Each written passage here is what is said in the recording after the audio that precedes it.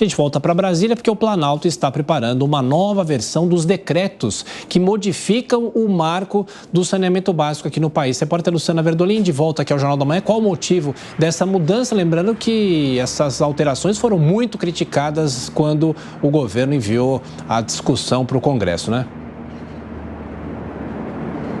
E foi derrubada, né? A proposta que foi encaminhada à Câmara dos Deputados foi rejeitada pelos parlamentares exatamente pelo fato do governo querer agora alterar boa parte, aquelas regras mais importantes do marco do saneamento que foi aprovado por deputados e senadores em 2020. As críticas são muitas, por isso a negociação está se intensificando nos últimos dias. A ideia é votar um texto no Senado ainda essa semana. O presidente da Casa, o senador Rodrigo Pacheco, já avisou aqui ao Palácio do Planalto que, em vez de um decreto, o ideal seria discutir a questão, seja por medida provisória, seja por projeto de lei. Mas o governo está tentando manter essa intenção de encaminhar o decreto. Um texto alternativo, um texto preliminar já foi apresentado às lideranças lá do Senado Federal, a área técnica até da presidência do Senado. Está sendo discutido com a oposição para ver se existe possibilidade de votação da proposta. O que está sendo negociado? O que está sendo discutido? Um projeto que tente evitar aí uma nova derrota, levando-se em consideração as reclamações da iniciativa privada. Empresas que já estão com contratos de saneamento no país estão reclamando de que esse decreto do governo, que foi encaminhado à Câmara e que agora pode ser reforçado no Senado Federal, traz insegurança jurídica para o setor. Faz com que as empresas não tenham garantia de que os contratos serão cumpridos. O que o governo quer?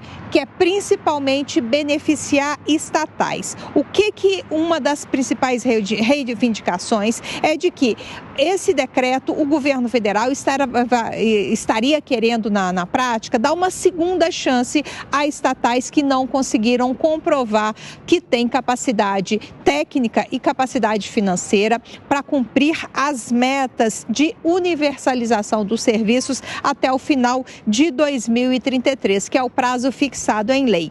Elas deveriam ter encaminhado, ter cumprido as metas, enviado todas essas definições de prazos e metas até o final de 2021, o que não aconteceu, por isso essa grande reclamação. A iniciativa privada está fazendo pressão, a oposição também faz pressão por um texto alternativo e o Palácio do Planalto está fechando uma proposta que vai ser novamente encaminhada ao Congresso Nacional. Vale ressaltar que pelo menos 7 estatais em estados, principalmente do Nordeste, estão com dificuldades e a iniciativa privada está afirmando que o governo quer, na prática, beneficiar essas empresas. Essa polêmica deve ser resolvida nos próximos dias, expectativa de que um projeto seja encaminhado, um decreto, melhor dizendo, seja fechado hoje aqui pelo Palácio do Planalto e encaminhado ao Senado Federal. Estaremos acompanhando todo esse movimento. Luciana Verdolim, até mais tarde. Diogo Schelp, essa discussão provocou muita polêmica e os especialistas diziam que seria um retrocesso em relação ao saneamento básico aqui no país, mas será que essa tentativa do governo de evitar uma nova derrota pode acabar costurando uma proposta melhor ou não? Olha, Thiago, tirando os pontos que estão sendo muito criticados, é possível que o governo consiga fazer essa aprovação. 2 pontos, obviamente, como explicou a Luciana Verdolim, dizem respeito a facilitações para empresas estatais, para que elas continuem prestando serviço apesar de problemas. E uma dessas questões é a prestação direta de serviços pelas estatais. É um ponto de interesse, como a Luciana falou, de governos do Nordeste. Mais especificamente, um exemplo aqui desses interesses é o do caso da Bahia, em que a Companhia de Saneamento Baiana, onde o Rui Costa, o ex-governador, tem o interesse de que essa empresa possa continuar atuando. Pelo marco do saneamento, essa empresa teria que enfrentar a concorrência de empresas privadas para poder continuar prestando o serviço. E, obviamente, com essa brecha que se pretendia com a mudança no marco do saneamento, a empresa poderia continuar fazendo esse serviço sem a licitação. Então, é um exemplo de como há interesses, inclusive partidários, políticos, por trás das mudanças que tentaram-se, né, ser incluídas aí nessas mudanças do marco do saneamento. Agora, Dávila, você sempre criticou essa posição do governo em relação ao marco do saneamento. E essa mudança agora? Olha, Paula, esse decreto mostra a vergonha que é o governo Lula. Um governo que dá as costas para o povo para defender o corporativismo estatal. Esse decreto é feito sob medida para manter o oligopólio das estatais do saneamento sem ter que disputar mercado com a iniciativa privada. E, Paula, são essas estatais que têm esse oligopólio do saneamento básico há mais de 60 anos, que deixa 100 milhões de brasileiros sem esgoto tratado, 35 milhões de brasileiros sem água tratada.